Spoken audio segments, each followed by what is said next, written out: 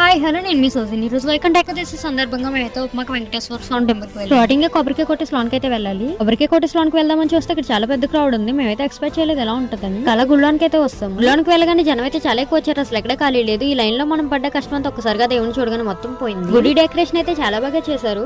అన్నం పెట్టుకుని బయటకు వస్తుంటే ఇక్కడ వెంకటేశ్వర స్వామి ఆలయ నమూనా అయితే ఉంటుంది. దీన్ని చూడగానే టెంపుల్ ఎలా ఉంటుందో అనిపిస్తుంది మనకు. బయటకు వచ్చి దీపం పెట్టి ధనం అయితే పెట్టేసుకున్నాం. పైకి వెళ్దామని మెట్లయితే ఎక్కుతున్నాము. ఈ రోజు ఉప్మాక వెంకటేశ్వర స్వామి టెంపుల్ కి ఎంతమంది వచ్చారో కామెంట్ చేయండి. స్టార్టింగ్ చాలా ఖాళీగా ఉంది. సకానికి వెళ్ళగానే చాలా రష్ అయిపోయింది. చాలా కష్టపడ్డాము. 2 గంటలు పట్టింది పైకి వెళ్ళడానికి. పైకి వచ్చి ధనం అయితే పెట్టేసుకున్నాము. ఇక్కడ చూపిస్తున్న రాయమైన వెంకటేశ్వర స్వామి పాదం అయితే ఉంటుంది. చాలా రష్ ఉన్న వాళ్ళు మీకు అయితే క్లారిటీగా చూపించలేకపోతున్నాను. నెక్స్ట్ వెళ్ళినప్పుడు ఫుల్ వీడియో చేసి యూట్యూబ్ లో అప్లోడ్ చేస్తాను. ఇప్పుడు రష్ ఉన్న వాళ్ళు అసలు ఏది కవర్ చేయలేకపోయాను. పైనుంచి వ్యూ అయితే చాలా బాగుంటుంది. నక్కబలి మొత్తం కనబడుతుంది. నేను దండం పెట్టుకోబోతే టైం అయితే 12 అయింది. ఇంకా జనం అలా వస్తూనే ఉన్నారు. అలా కష్టపడ్డాము. ఈ రోజు దేవుని చూడడానికి మార్నింగ్ 9 కి వెళ్ళి దర్శనం అంతా అవబోతుకి 12 అయితే అయింది. ఇంకా దండం పెట్టుకుని ఇంటికైతే స్టార్ట్ అయిపోయాము. ఎంతమందికి ఉప్మాక టెంపుల్ తెలుసో కామెంట్ చేయండి. ఓకే బై, నెక్స్ట్ వీడియోతో మళ్ళీ కలుద్దాం. Follow for more videos. Subscribe